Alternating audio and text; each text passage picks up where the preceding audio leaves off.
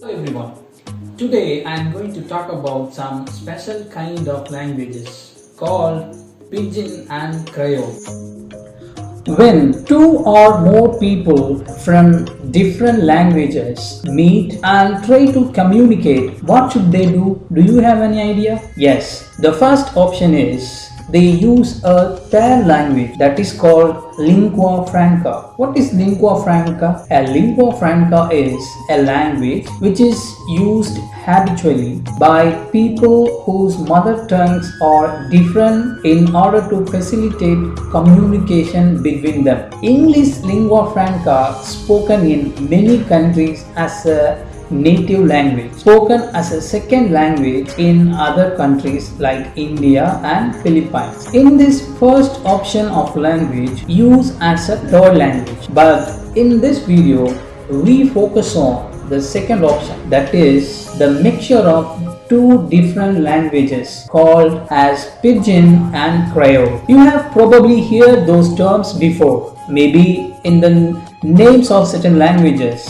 like Pidgin English and Haitian Creole. But please note, there is not just a single Pidgin language or a single Creole language. They are actually referring to categories of languages. There are many Pidgins and many Creoles around the world. What is Pidgins? Assumed to be coming from a Chinese attempt to pronounce the English word business during trades in the Far East. Historically, Pidgins arose in colonial situations where the representatives of the particular colonial power, officials, tradesmen, sailors, etc., came in contact with natives of the particular land. The definition of Pidgin: a Pidgin or contact language is a restricted and extended language which arises with an urgency of communication to serve specific need between social groups that are ethnically and linguistically different from each other. One of these groups is in a more dominant position than the other. The less dominant group is the one which develops the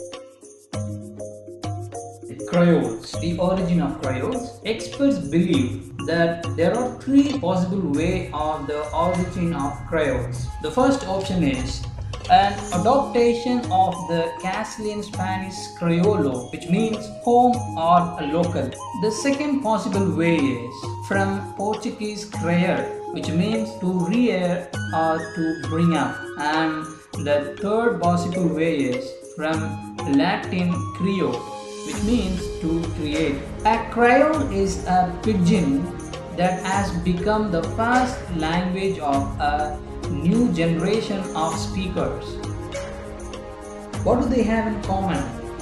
Pidgins and Creoles are new languages that develop when speakers of different languages come in contact with each other and have a need to communicate. Many Pidgins and Creoles have arisen when colonial powers came into contact with local people as they spread around the world. What is the difference between Pidgins and Creoles? Pidgins are non-native lingua francas and Creoles have native speakers. As I just mentioned, Pidgin's language have no native speakers. There are languages that arise very suddenly, very quickly, when there is a need of communication in certain situations. For example, for trade or for labor, the Pidgin language is a sort of compromise between two different languages or between multiple languages. Pidgins usually arise when one group of people is dominant over another group of people,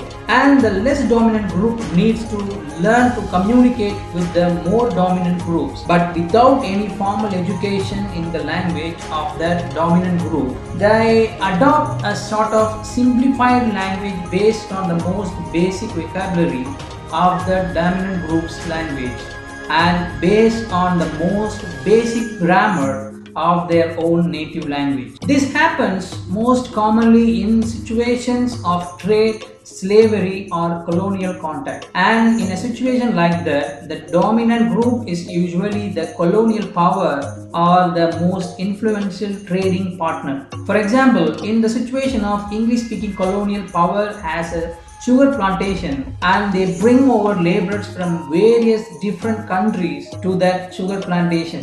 So they try to adapt English, but since they do this quickly and they just adapt the basics, the resulting language is very simplified language, just using a basic vocabulary of English and very non-English grammar, that is pidgin language.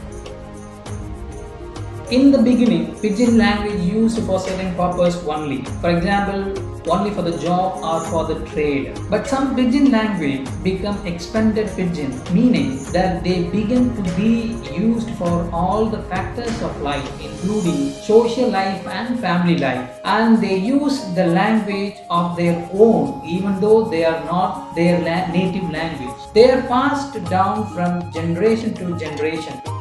Creole language. Creole language arises because the need for a lingua franca. But if that language survives and becomes the native language of next generation, that is now a Creole language. For example, slaves from several different countries are working closely together on a plantation, but they have no common language. So they develop their pidgin and it quickly becomes their expanded pidgin.